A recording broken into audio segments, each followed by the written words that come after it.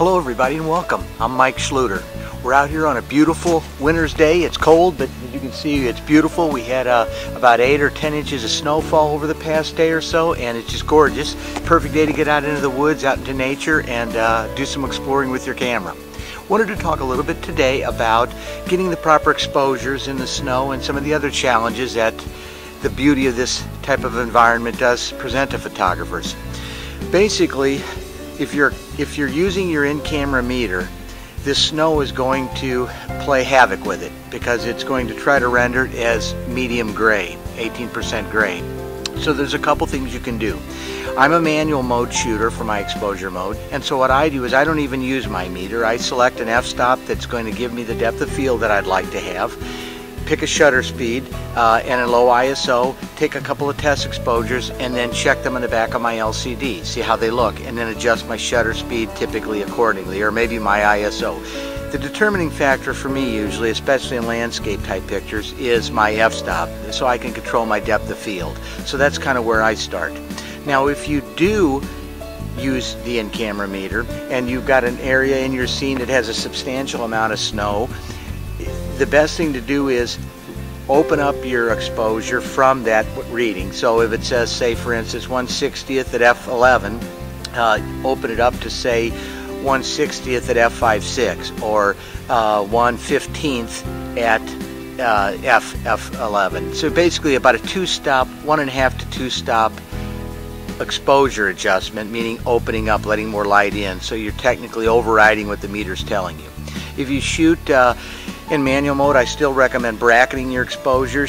You get an exposure that looks good, and then shoot maybe one stop or maybe even 2 full stops underexposed from what looks good in your LCD, and likewise 1 or 2 stops overexposed. So you've got a range to look at. Sometimes in the field, especially on the LCDs, it's hard to really get a real accurate gauge, and yeah, you can kind of mess around with the histograms and things, but usually I'm shooting and moving and shooting and moving.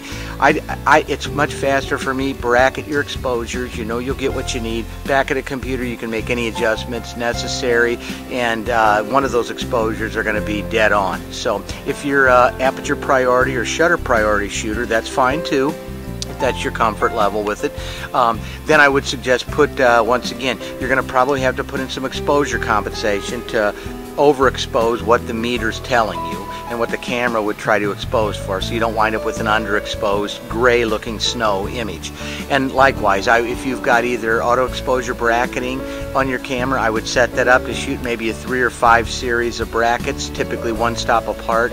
So you would have, say, your base exposure and then +1, +2, and then -1, -2. Once again, it would give you a complete range. When you look at them in a computer, one of them and maybe several are going to be exactly what you need.